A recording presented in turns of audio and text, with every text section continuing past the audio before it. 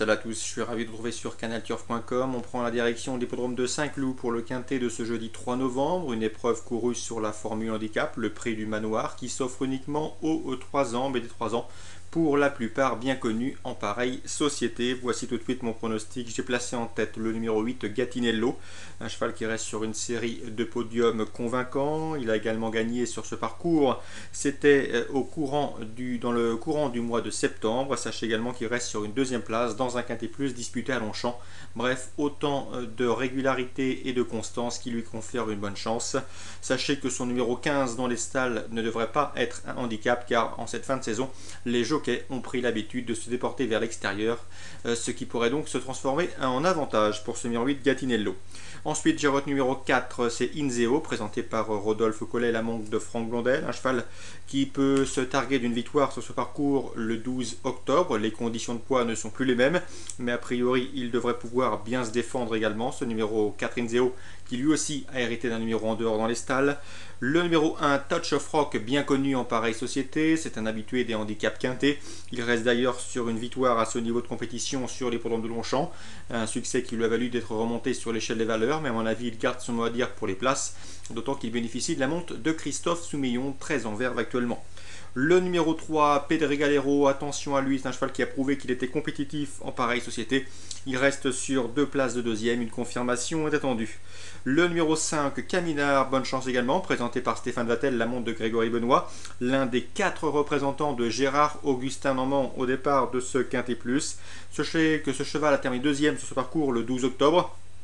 Dans l'une des courses références. Dans ces conditions, ce cheval gris devrait pouvoir également terminer dans le quintet gagnant. Ensuite, pour les places, j'ai retenu numéro 6, Haïm, autre atout de Yann-Marie Porzier, un cheval qui pourrait bien venir pimenter les rapports. Le numéro 13, Bérigny, lui aussi a prouvé qu'il était compétitif en pareille société. Il demeure intermittent, mais à la faveur d'un bon parcours, il a sa place à l'arrivée.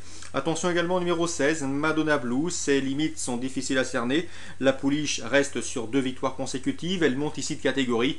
Dès lors, mieux vaut s'en méfier, même si selon moi, elle semble barrée pour le succès. Résumé chiffré pour cette confrontation, le 8, Gatinello, le 4, Inzeo, le 1, Touch of Rock, le 3, Pedregalero, le 5, Caminard, devant le numéro 6, Haïm, le numéro 13, Bérigny, et le numéro 16, à savoir Madonna Blue. Concernant les informations recueillies auprès des professionnels, on va se diriger sur la réunion 2 sur l'hippodrome de Vire, avec tout d'abord Thierry Gauchet qui présente le 112 Rafaldani. Vous pouvez d'ailleurs retrouver l'interview de Thierry Gauchet sur Canal Turf Radio. Sachez bien que la jument a effectué une rentrée la dernière fois sur l'hippodrome d'Anguin, ça s'est mal passé. Elle s'est pointée dans le rond, en tout cas avant de se rendre au départ. Ensuite, elle a pris un coup de tampon. Bref, rien ne s'est passé comme voulu. Sachez qu'elle a progressé depuis. Elle n'est pas encore à 100% de ses moyens, mais elle est sur la montante. Et d'après Thierry Gauchet, il ne faudrait pas être surpris de la voir s'emparer d'une place. Dans cette épreuve, il lui faudra redouter le 108 Rêve Donnet, qui reste sur 2 victoires consécutives dans la discipline, celle du trot monté à Anguin et à Vincennes. C'est un choix prioritaire. Le 106 me plaît bien également, c'est Palazzo Valterne. Je sais que son entraîneur Patrick Martin est confiant, le cheval est au mieux.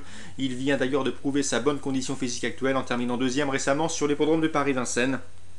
Sur l'hippodrome d'Anguin, pardon. Bref, c'est également une bonne chance. 108, 106 et 112, à savoir Rafaldani, qu'il faut commencer à suivre. Dans la 9e et dernière, j'ai pu m'entretenir avec Patrick Aurière. Souvenez-vous, nous l'avions contacté lors de la dernière sortie du 905 Urfé-Jallerie à Angers. Ce jour-là, elle a fait sensation, s'imposant en force et avec la manière. C'est une jument de qualité, une pouliche douée, une pouliche dure à l'effort, capable de prendre le direction des opérations. Sachez également qu'elle est toujours au mieux, qu'elle bénéficiera une nouvelle fois de la drive d'Éric Raffin.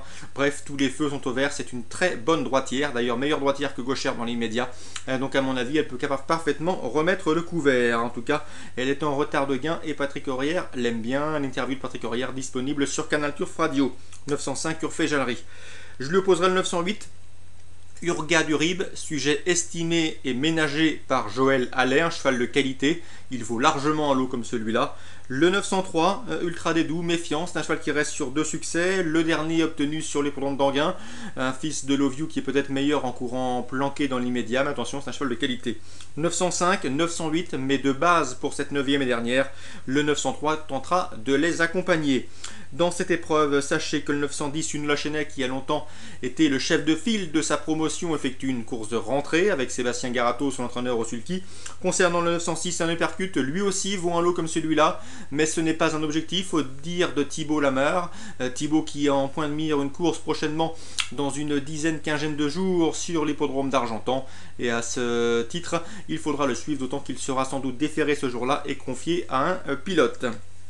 Donc la 9e, 2 informations pas très convaincantes, le 6 et le 10, mais des informations positives concernant le 905, le 903 et le 908. Donc course ciblée en réunion 2 à Vire en ce jeudi 3, la première et la 9e. Voilà, très bon jeu à tous, bonne journée et rendez-vous demain.